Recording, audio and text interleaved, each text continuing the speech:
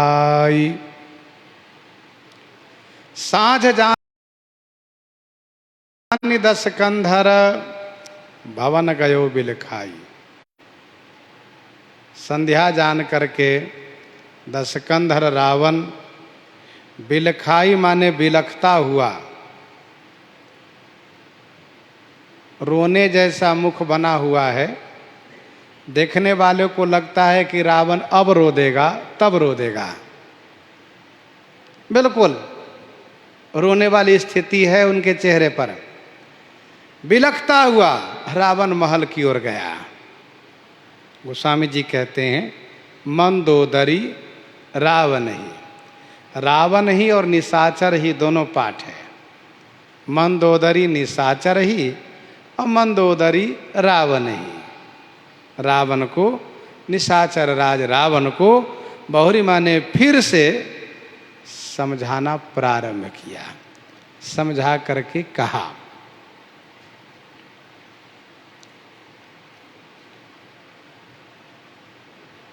बिलखाई का मतलब रोने जैसा मुख हो जाना। सीता मातु स्नेह बस बचन काई बिलखाई।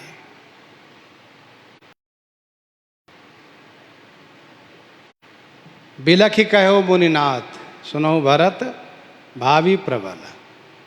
बिलखी कहो मुनिनाथ। रावण बिलखता हुआ जा रहा है। क्यों? यह सोच करके कि एक वानर आया सभा में और उसने मेरे हमारी आयु पूरी हो गई, अब हमारे अंत का समय आ गया, तो क्यों नहीं बात मान लेते हो आप, बच जाओगे? कहा नहीं, मरना तक तो निश्चय है ही है, और मैं जिस अभिमान पूर्वक जिया हूं उसी अभिमान के साथ मरूंगा। इसीलिए बिलख रहा है रावण। स्वाभाविक है, चाहे कोई कितना धीर वीर, चाहे कोई कितना भी धीर वीर बलवान विद्वान क्यों न हो, जब उसको निश्चय हो जाए कि अब हमको मरना है, अब बार वह प्रभावित तो होता ही है। हाँ, जिन पर भगवान की बड़ी कृपा हो उसकी बात अलग है, मरने से नहीं घबराता है। तो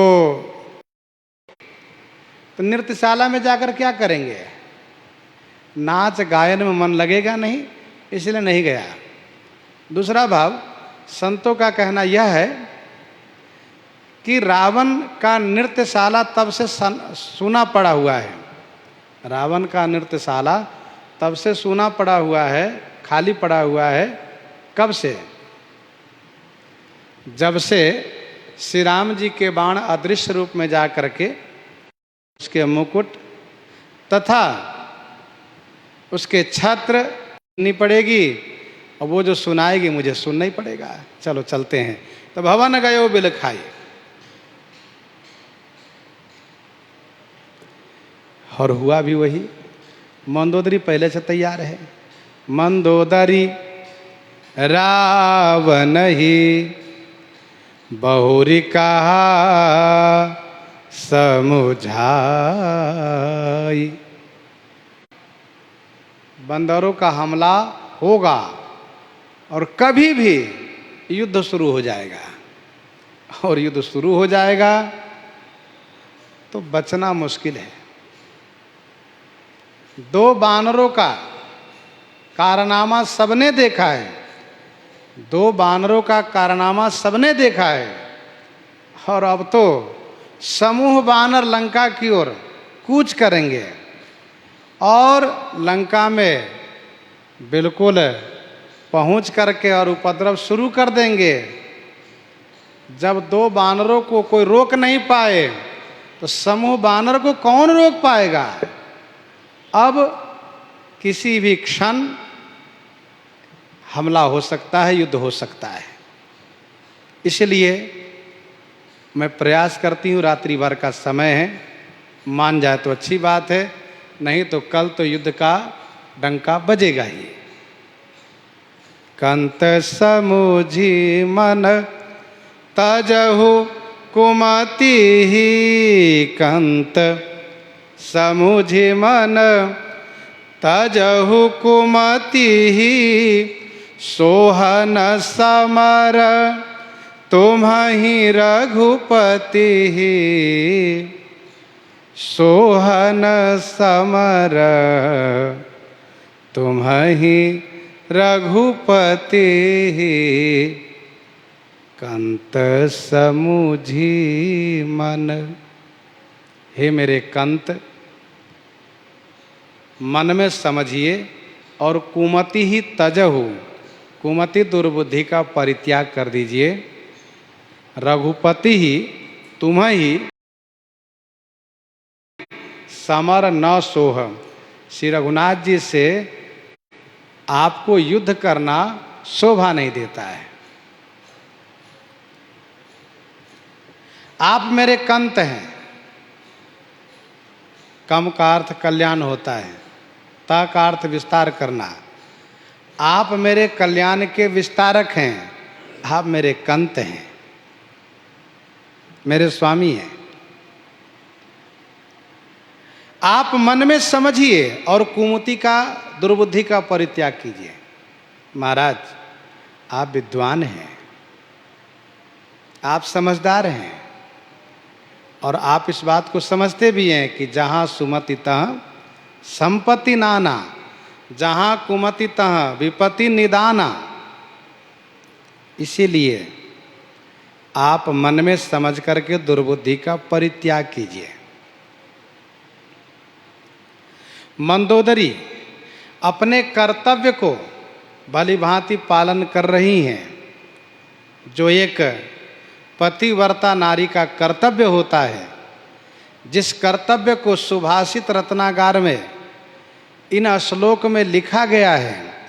कार्येषु मंत्री करणेषु दासी, कार्येषु मंत्री करणेषु दासी, भोज्येषु माता शयनेषु रंभा, धर्मानुकूला क्षमया धरित्री, भार्या तु खाड़ गुणवती सुदुर्लभा। ये सुभाषित का श्लोक है। कार्येषु मंत्री, पहला इस श्लोक का शब्द है कार्येषु मंत्री। कार्य के संबंध में मंत्रणा देने में मंत्री का काम नारी का काम है, नारी का कर्तव्य है। कार्येषु मंत्री, सेवा में दासी। तो इस श्लोक का जो पहला शब्द है कार्येषु मंत्री, इसलिए मंदोदरी कार्येषु मंत्री धर्म का प्रतिपालन कर रही हैं, समझाने का प्रयास कर रही हैं, जो मंत्री का एक कर्तव्य होता है और एक पतिव्रता नारी का कर्तव्य होता है। पतिव्रता नारी के ये 6 गुण होने चाहिए। कंत समुझि मन तजहु कुमति ही, सोहन समर तुम्हि रघुपति ही।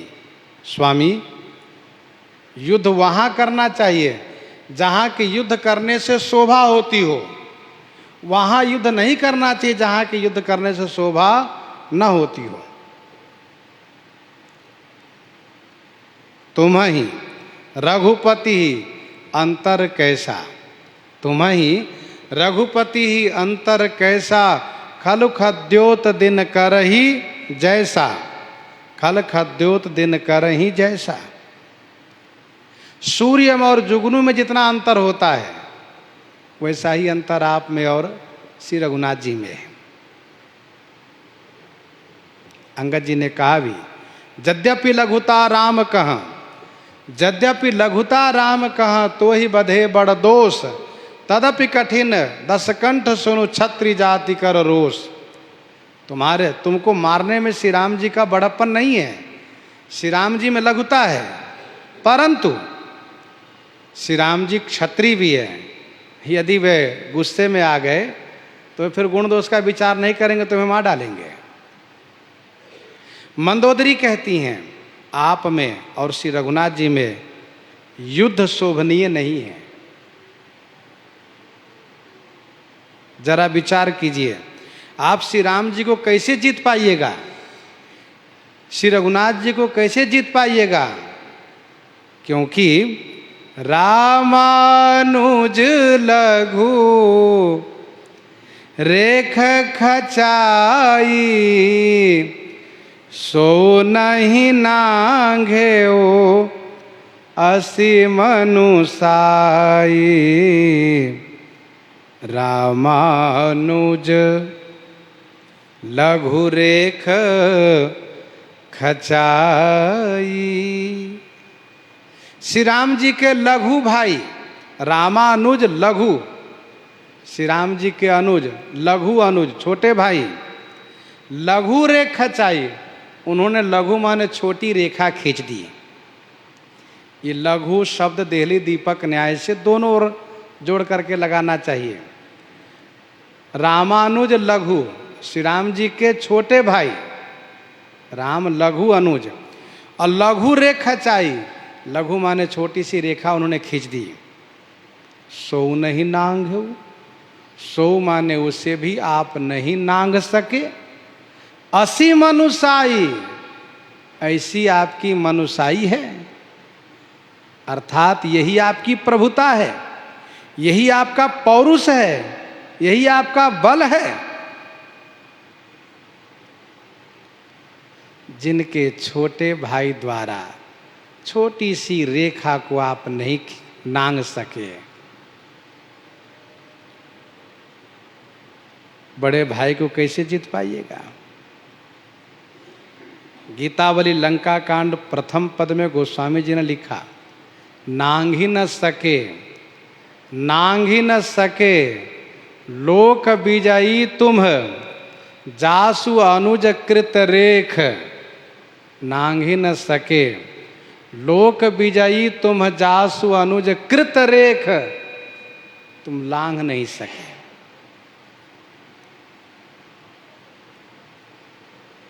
सुन बीच 10 कंधर देखा, आवा निकट जते के बेखा।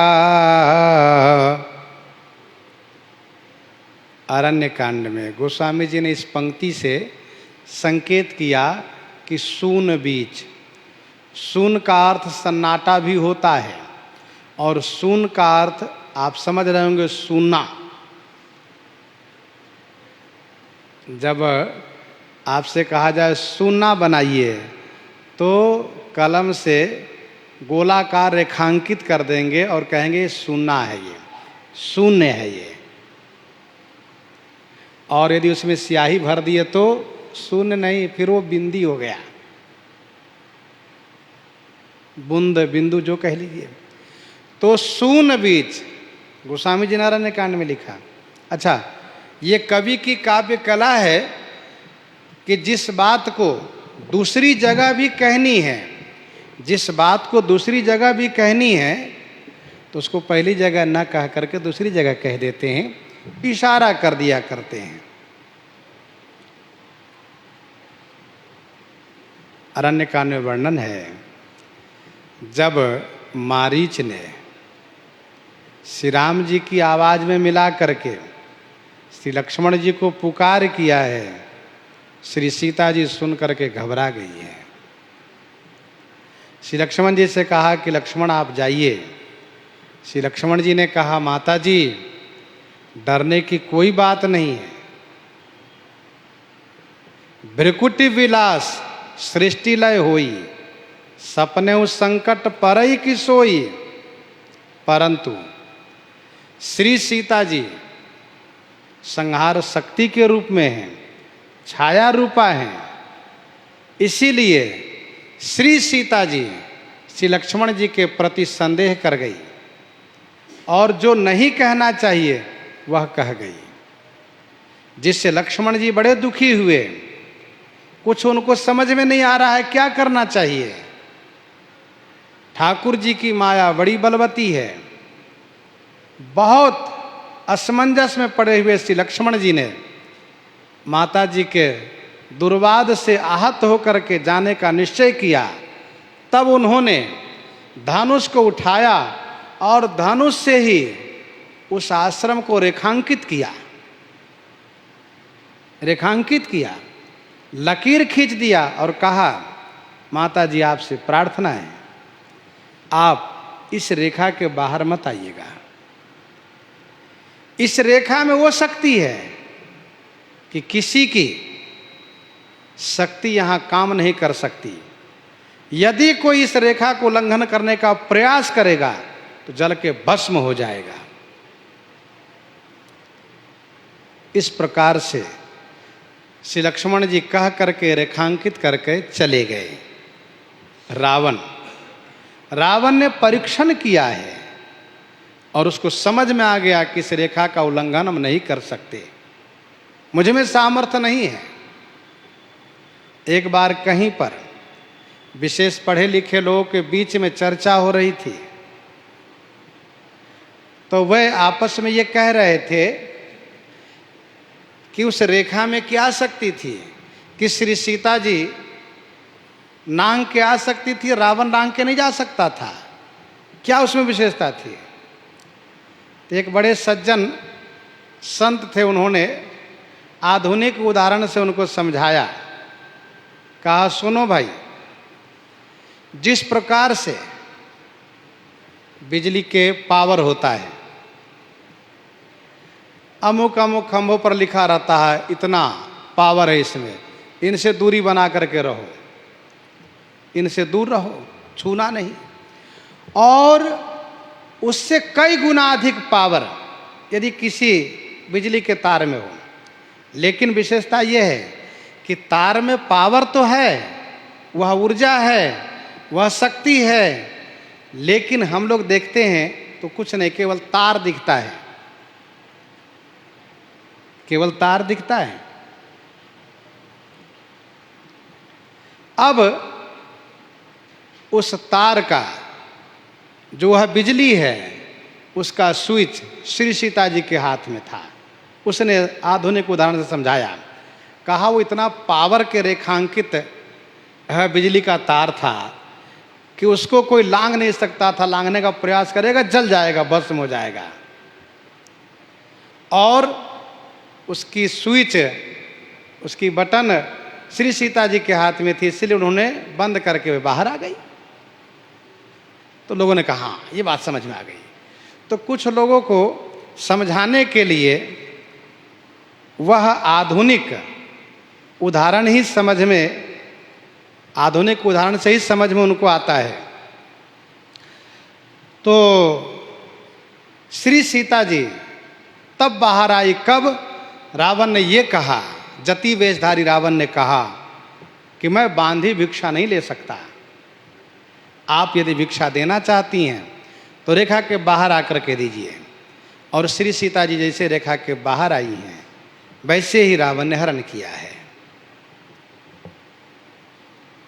मंदोदरी कहना ये चाहती हैं कि श्री राम के छोटे भाई, श्री राम के छोटे भाई जिन्होंने छोटी रेखा खींच दी, और आप अपने आप को बहुत बड़े वीर मानते हो, बलवान मानते हो, माना कि उनसे सामना नहीं कर सकते थे श्री राम जी से, तो लक्ष्मण जी से कर लेते।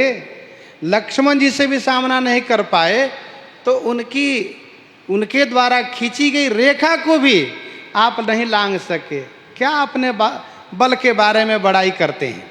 कुछ नहीं है आपके बल, आपके पास बल, आप निर्बल हो। ये उदाहरण मंदोदरी ने दिया। सो नहीं नांघेऊ असी मनुसाई,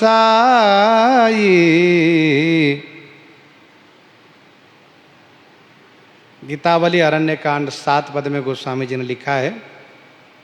किशोरी जी ने इसको स्पष्ट किया है। कही कटु वचन रेख नांगी में तात क्षमासो कीजिए। गीतावली अरण्यकांड 7 पद में कही कटु वचन रेख नांगी में तात क्षमासो कीजिए। आगे कहती है मंदोदरी, पिए तुम ताहि जितब संग्रामा, जाके दूत केर यह कामा। पिए तुम ताहि जितब संग्रामा। हे पिए, हे पतिदेव, तुम ताहि संग्रामा जीतब, आप ताहि उन्हें संग्राम में जीत लेंगे। आज रावण कुछ बोल नहीं रहा है। क्यों नहीं बोल रहा है? क्योंकि सभा से ही मौन धारण कर लिया है। जब अंगद जी का पांव नहीं उठा तब से रावण चुप हो गया। अंगद जी बहुत कुछ बोले, एक भी शब्द रावण नहीं बोला। मन बना करके ही रावण आया, जो मंदोदरी कहेंगे मैं सुनूंगा।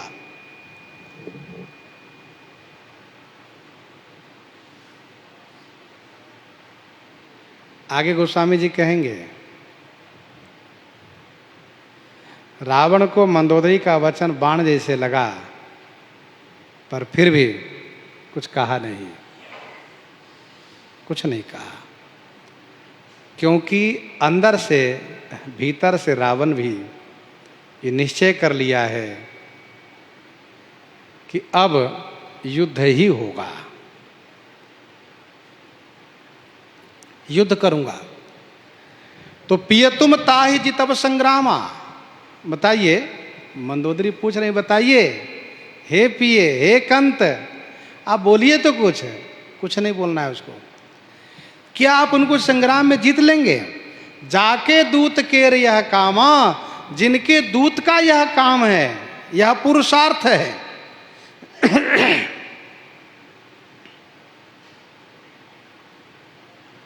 महाराज, उनका दूत कौतुक सिंधु नांगी तब लंका, आयो कपि के हरि असंका। कौतुक सिंधु नांगी तब लंका। तब लंका, कौतुक सिंधु नांगी तब लंका, कपि के हरि असंका आयो। तब लंका में, आपकी लंका में, कौतुक माने खेल में ही समुद्र को लांघ करके, कपि के हरि, कपि के हरि माने कपि केसरी, कपि सिंह, असंका माने निर्भय होकर के आए। खेल में समुद्र को लांघ गए और आपकी लंका में आ गए, और उनको डर नहीं लगा। आपके सामने उपस्थित हुए उनके दूत जो प्रथम बार आए थे। श्री हनुमान जी महाराज खेल में ही लांघ के आए। हनुमान बाहों 6 पद में गोस्वामी जी ने लिखा, हनुमान बाहों 6 पद में गोस्वामी जी ने लिखा, गोपद पयोधि करी, गोपद पयोधि करी, होली काज्यों लाई लंक। बारिध नांग एक कपि आवा, तासु चरित मन महु सब गावा। रावण के बेटे ने कहा था। स्वामी ये बताइए, आप कहा करते थे कि मेरी लंका सब प्रकार से सुरक्षित है, किसी शत्रु में शक्ति नहीं कि मेरी लंका में आ जाए। मैं समुद्र में सिंह को बैठा रखा हूं, वह सिंह का जो एक जंतु को भी इस पार नहीं आने दे सकती है।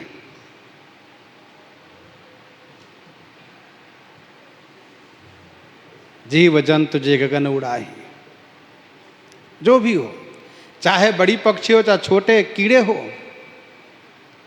उसको नहीं आने दे सकती है। क्यों? छाया पकड़ के खा जाती है। करी माया नभ के खग गए। जीव जंतु जे गगन उड़ाहे, जल बिलो की तिन कई परिछाही, गहई छासक। दूसरी बात, यदि किसी प्रकार से कोई लंका में आ भी जाए तो मैं लंकनी को कह रखा हूं, किसी को भीतर प्रवेश मत करने देना।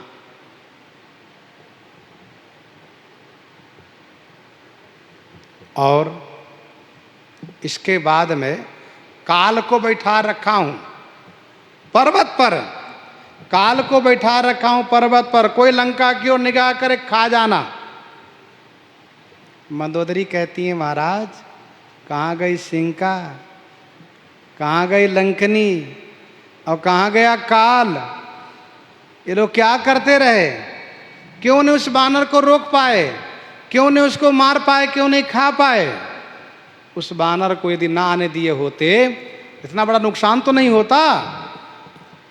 कौतुक सिंधु नांग तब लंका, खेल में आ गए, मानो उनको किसी ने रोका ही नहीं। मंदोदरी भी इस बात को जानती है कि जिन जिन ने रोका सबको मार खाना पड़ा, और कोई मर गई, कोई अधमरु होकर रह गई। और काल की बात रहे तो काल को तो मुक्त कर दिया हनुमान जी ने, जाओ यहां रहने की आवश्यकता नहीं है, क्योंकि यहां पर सबके कालों के काल, महाकाल के भी महाकाल श्री राम जी आ रहे हैं, जगह खाली करो। अब जिस जगह पर निर्णय हो जाए कि प्रधानमंत्री आने वाले हैं उसी जगह पर, तो वहाँ सामान्य लोगों को रहने नहीं दिया जाएगा, खाली करो, यहाँ प्रधानमंत्री आएंगे, श्री राम जी आने वाले, हनुमान जी तो खाली करा दिए। मंदोदरी कहती है, कौतुक सिंधु नाग तब लंका आयो, कपि के हरि शंका। कपि के हरि माने कपि में केसरी, कपि में केसरी अर्थात बंदरों में सिंह, शेर निशंक होकर आए, निशंक होकर आए, निशंक होकर। आप तो कहते थे कि श्री सीता जी के पास कोई पहुंच ही नहीं सकता, कहाँ गए रक्षक लोग आपके? श्री सीता